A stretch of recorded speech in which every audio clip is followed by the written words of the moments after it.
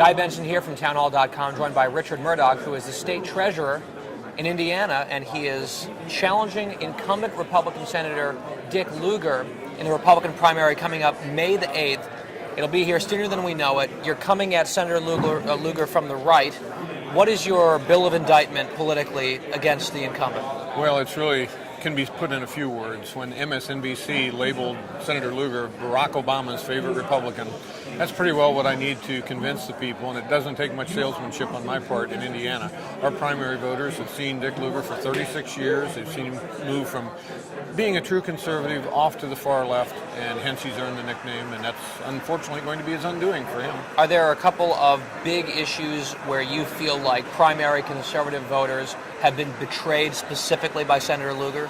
Well, there are many, frankly. Everything from the pushing of the START Treaty on behalf of President Obama to being a co-sponsor of the DREAM Act. More recently, his votes to continue to raise the debt limit, even as recently as last week, voting again not to stop the practice of earmarks. You know, we have a $15 trillion debt. This has to come to a stop, and it seems Dick Lugar is so out of touch now he doesn't get that. The new START Treaty is something that I've written a lot about at townhall.com. He was one of the leading voices in the United States Senate in favor of a treaty that, as the quick background is, it was very unbalanced. It favored the Russians.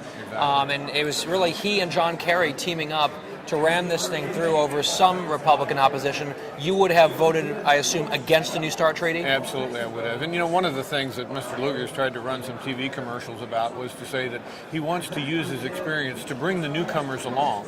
Well, if you go back when that was passed in the lame duck session in late 2010, there were some newcomers waiting to come into the U.S. Senate, like Rand Paul and Marco Rubio and Pat Toomey, Mike Lee. Well, he decided he didn't want them to come along. You know, he wanted to get that done before they were sworn into office. So I think that spoke a great deal about where he thought that treaty would be seen among the eyes of true conservatives. You're the treasurer of the great state of Indiana, a former Illinoisan. And my sympathies too. Yeah, no kidding. Your governor has just done a terrific job. The state is in fantastic financial shape, particularly relative to some of its neighbors. What are some of your conservative accomplishments? I think the problems with Dick Lugar are pretty clear. Right. But why are you a better alternative based on what you've been able to accomplish in Indiana? Well, there are many things. First of all, from a personal standpoint, I spent 31 years in the private sector before I ever got into this full-time political Doing what? gig. I'm actually a geologist. Spent those 31 years in the energy business and know more than a little bit about the energy business, which would not be a bad background to have in the U.S. Senate right now. What do you think of the Keystone decision by the president? Ludicrous. Absolutely ludicrous. I mean, the idea that we're going to stop developing North American petroleum reserves is just absolutely crazy when the alternative is those relatively low-cost petroleum resources are going to end up going to China if we don't get our act together. It's crazy policy. So you said you were in the private sector, and then you've moved into public life. Indeed, and been working in the world of finance now for a number of years, and that's certainly one of the areas where the background that we've had in Indiana, you know, over this last 5 years of the Great Recession, Indiana's one of but 2 states that never went into the red.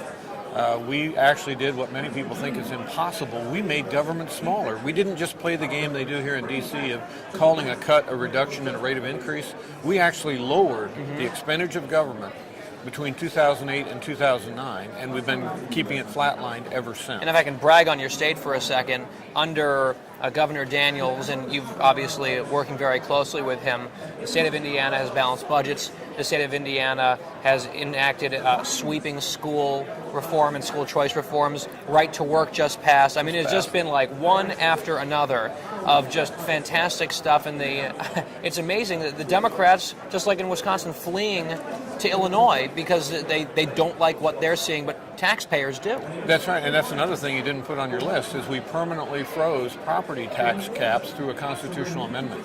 And we've lowered corporate taxes. So that's why we see the growth in Indiana that we see. It's still too slow, to be sure, with the overall recession, but we're doing much better than most states. How's your fundraising vis-a-vis the big guy? Because obviously incumbency has tons of advantages. Dick Lugar has a lot of friends. I respect him.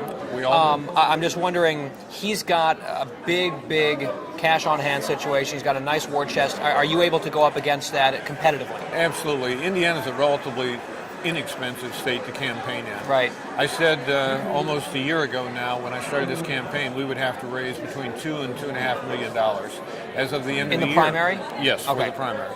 As of the end of the year, we'd raised 1.3, and usually in the last 90 to 120 days, you raise as much as you raised prior to that time. So we're right on target for where we want to be. Certainly he has that cash advantage, an incumbent always will have. Sure. But what he cannot run from, despite all the ads that he's currently running, I mean, think of this. He's 35 years in the U.S. Senate, and already he's out running ads trying to introduce himself to the people of Indiana.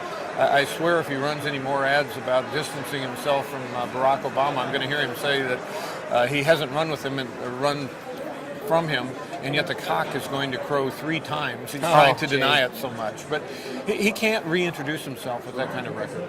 How's your polling looking? Our polling's outstanding. He cannot get very high with hard reelect numbers. In fact, just recently I was with Senator Pat Toomey, and he expressed to me how over those long 18 months of running against Arlen Specter, he could never bring in a head-to-head matchup Specter below 50%. Mr. Lugar, the highest numbers that we've seen, and their numbers he released, he couldn't get above 45%. And he released those numbers. He is in deep trouble in Indiana. The day I announced, 3/4 of the Republican county chairmen signed on to support me, and over half the Republican state committee. The party has left Dick Lugar, and he just hasn't come to realize it yet. What's your website if people want to find out more about your platform? RichardMourdock.com, and Mourdock has an unusual spelling. It's Mourdock, but we have all of our commercials out there, radio, TV spots, news releases, and of course, people can donate, and we always appreciate the help from all over the country to get this job done. Last question, maybe the most important question as an office seeker in the state of Indiana.